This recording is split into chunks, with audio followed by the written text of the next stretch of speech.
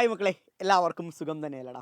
വിഷുവൊക്കെ കഴിഞ്ഞ് വെക്കേഷനൊക്കെ അടിപൊളിയായി തന്നെ നിങ്ങൾ എൻജോയ് ചെയ്തുകൊണ്ടിരിക്കുകയാണ്. ഇനി നിങ്ങളെല്ലാവരും +1 +2 കടക്കാൻ പോവുകയാണ്. സോ അതിന് മുൻപായിട്ട് സയൻസ് എടുക്കുന്ന കുട്ടികൾ ശ്രദ്ധിക്കേണ്ട ഏറ്റവും പ്രധാനപ്പെട്ട 3 കാര്യങ്ങളാണ് ഞാൻ ഈ വീഡിയോയിലൂടെ നിങ്ങളുമായിട്ട് ഷെയർ ചെയ്യാൻ പോകുന്നത്. സോ എല്ലാവരും ലൈക്ക് ചെയ്ത് തന്നെ വീഡിയോ കാണാൻ വേണ്ടി തുടങ്ങുക.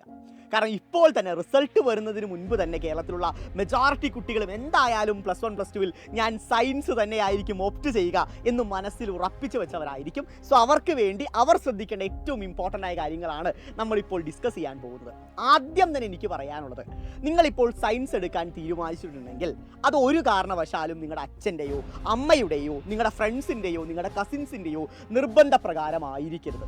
മറിച്ച് നിങ്ങൾ തന്നെ സെൽഫായിട്ട് തീരുമാനിക്കണം, എനിക്ക് സയൻസ് വേണം എന്ന് പറഞ്ഞ് സ്വന്തമായ ഡിസിഷനിലൂടെ മാത്രം നിങ്ങളെല്ലാവരും സയൻസ് ഓപ്റ്റ് ചെയ്യുക. അതാണ് ഏറ്റവും പ്രധാനപ്പെട്ട കാര്യം. അല്ലാതെ മറ്റൊരാൾ പറഞ്ഞ് നിങ്ങൾ ആ സബ്ജക്റ്റ് എടുത്തു കഴിഞ്ഞാൽ എന്തെങ്കിലുമൊക്കെ പാളിച്ചകൾ സംഭവിക്കുമ്പോൾ നമ്മൾ പലപ്പോഴും അവരെ ആയിരിക്കും കുറ്റപ്പെടുത്താറുള്ളത്. സോ അങ്ങനെ നിങ്ങൾ ചെയ്യരുത്. മറിച്ച് സ്വന്തം തീരുമാനപ്രകാരം സ്വന്തമായി തന്നെ തീരുമാനിച്ച് നിങ്ങൾ സയൻസ് ഓപ്റ്റ് ചെയ്യുക. അടുത്ത കാര്യം എനിക്ക് പറയാനുള്ളത്, അങ്ങനെ നിങ്ങൾ സയൻസ് ഓപ്റ്റ് ചെയ്യാൻ തീരുമാനിച്ചിട്ടുണ്ടെങ്കിൽ നിങ്ങൾ നിങ്ങളുടെ ലൈഫിലെടുത്ത ഏറ്റവും പ്രധാനപ്പെട്ട ഏറ്റവും അടിപൊളിയായ ഡിസിഷൻ തന്നെയാണതെന്ന് പറയുന്നത്. കാരണം അത്രത്തോളം മികച്ച കരിയർ ഓപ്ഷൻസും അത്രത്തോളം മികച്ച ജോലി സാധ്യതകളുമാണ് സയൻസ് എടുക്കുന്നതിലൂടെ നിങ്ങളെ കാത്തിരിപ്പുള്ളത്. അതിനാൽ തന്നെ നിങ്ങളൊരു കിടിലൻ ഡിസിഷൻ തന്നെയാണ് ഇപ്പോൾ എടുത്തിരിക്കുന്നത്. ഇനി സയൻസ് എടുത്ത് +1 +2 പഠിക്കുന്ന സമയത്ത് നിങ്ങളെല്ലാവരും ശ്രദ്ധിക്കേണ്ട ഏറ്റവും ഇമ്പോർട്ടൻ്റ് ആയ 3 കാര്യങ്ങളാണ് നമുക്ക് ഡിസ്കസ് ചെയ്യാനുള്ളത്. സോ ഈ കാര്യങ്ങളെല്ലാം നിങ്ങളുടെ സീനിയേഴ്സ്, അതായത് നിങ്ങളുടെ ചേട്ടന്മാർക്കും ചേച്ചിമാർക്കും പറ്റിയ പിഴവുകളാണ് നിങ്ങൾക്ക് ഞാൻ പറഞ്ഞു തന്ന് അത് തുടക്കത്തിലേ പരിഹരിക്കാൻ നമ്മൾ പോകുന്നത്. ഒന്നാമത്തെ കാര്യം, പല കുട്ടികളും ഇപ്പോൾ 10ാം ക്ലാസ്സിൽ ഇംപ്ലിമെൻ്റ് ചെയ്ത കാര്യമാണ്. 10ാം ക്ലാസ് പരീക്ഷയുടെ ഒരു ഡിസംബർ മാസമൊക്കെ ആവുമ്പോഴായിരിക്കും പലർക്കും പഠിക്കാൻ ഒരു ചൂട് വരിക, ശരിയല്ലേ? ആ സമയത്താണ് ഒരു മോഡൽ എക്സാം ഒക്കെ അടുപ്പിച്ചായിരിക്കും ഇനി അങ്ങ് പഠിച്ചു തുടങ്ങാം എന്ന് പറഞ്ഞ് പല കുട്ടികളും ലാസ്റ്റത്തെ ഒരു 3 മാസം പഠിച്ചു തന്നെ 10ാം ക്ലാസ്സിൽ A+ ഉറപ്പിച്ചവരായിരിക്കും, ശരിയല്ലേ? എന്നാൽ അതുപോലൊരു പഠനം ഒരു കാരണവശാലും നിങ്ങൾ +1 +2 ഇംപ്ലിമെൻറ്റ് ചെയ്യരുത്. പ്രധാനമായും സയൻസിൽ ഇംപ്ലിമെൻറ്റ് ചെയ്യരുത്.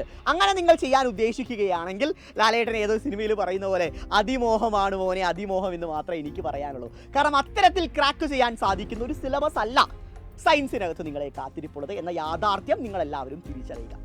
രണ്ടാമത്തെ കാര്യം എന്ന് പറഞ്ഞാൽ സിലബസിൻ്റെ വലിപ്പം തന്നെയാണ്. വലിയൊരു സിലബസ് തന്നെയാണ്. പക്ഷെ വലിയ ഭാരിച്ച നമ്മളെ കൊണ്ട് പഠിച്ചു തീർക്കാൻ സാധിക്കാത്ത സിലബസ് ഒന്നുമല്ല.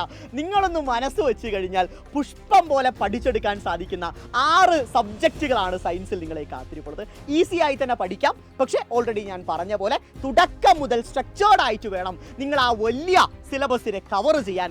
അങ്ങനെ കവർ ചെയ്യുകയാണെങ്കിൽ ഒരു പഴഞ്ചൊല്ല് പോലെ പയ്യെ തിന്നാൽ നമുക്ക് പനിയും തിന്നാൻ സാധിക്കും. അതിനാൽ തന്നെ അടിപൊളിയായി തന്നെ തുടക്കം മുതൽ ഓരോ ചാപ്റ്റേഴ്സും അന്നന്നാൾ തന്നെ പഠിച്ച് മുന്നോട്ട് പോവുകയാണെങ്കിൽ നിങ്ങൾക്ക് ഈ ഒരു ബേർഡനിലോട്ട് നിങ്ങളെ കൊണ്ടെത്തിക്കില്ല.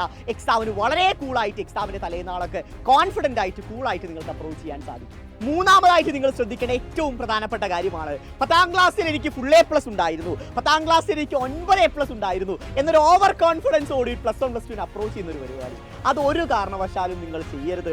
മറിച്ച് നിങ്ങൾക്ക് ഉറപ്പായും ഒരു കോൺഫിഡൻസ് വേണം. കാരണം കോൺഫിഡൻസ് ഇല്ലാതെ നിങ്ങൾക്ക് ഇത്രയും വലിയൊരു സിലബസും ഇത്രയും വലിയ ക്ലാസ്സുകളും നമുക്ക് ക്രാക്ക് ചെയ്യാൻ സാധിക്കില്ല. പക്ഷേ അത് ഒരു കാരണവശാലും ഒരു ഓവർ കോൺഫിഡൻസ് ആവരുത്. സയൻസിൽ നമ്മൾ തകർക്കും. നമ്മൾ അടിപൊളിയായി തന്നെ എല്ലാ വിഷയങ്ങളിലും ഏറ്റവും മികച്ച മാർക്കാണ് നേടിയെടുക്കാൻ പോകുന്നത്. ഒരു കാര്യം കൂടി നിങ്ങളെ ഞാൻ ഓർമ്മപ്പെടുത്താം, 10ാം ക്ലാസ് പോലെ നിങ്ങൾ ഫുൾ A+ വേണ്ടിയിട്ടല്ല +1 +2 മത്സരിക്കുന്നത്, മറിച്ച് മുഴുവൻ മാർക്കും നേടിയെടുക്കാൻ വേണ്ടിയിട്ടാണ്. കാരണം ഇവിടെ പേഴ്സൻറ്റേജുകൾക്കാണ് ഏറ്റവും കൂടുതൽ പ്രാധാന്യമുള്ളത്.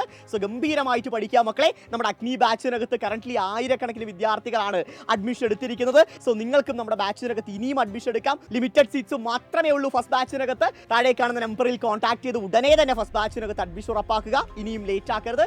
അതുപോലെ തന്നെ ഈ വരുന്ന 17ാം തീയതി രാത്രി കൃത്യം 7:30 നമ്മുടെ +1 ഫസ്റ്റ് ബാച്ചിന്റെ മെഗാ ലോഞ്ച് ഉണ്ടായിരിക്കുന്നതാണ്. സോ നിങ്ങൾ എല്ലാവരും ഉണ്ടായിരിക്കണം. എന്തൊക്കെയാണ് +1 അഗ്നി ബാച്ചിനകത്ത് നിങ്ങളെ കാത്തിരിക്കുന്ന സർപ്രൈസുകൾ, ആരൊക്കെയാണ് നിങ്ങളെ ക്ലാസ് എടുക്കാൻ വരുന്നത് എന്ന കാര്യങ്ങളെല്ലാം നമുക്ക് ലോഞ്ചിൽ ഡിസ്കസ് ചെയ്യാം. സോ 7:30 17ാം തീയതി നമുക്ക് കാണാം മക്കളെ. സോ അടിപൊളിയായിട്ട് +1 പഠിക്കുക.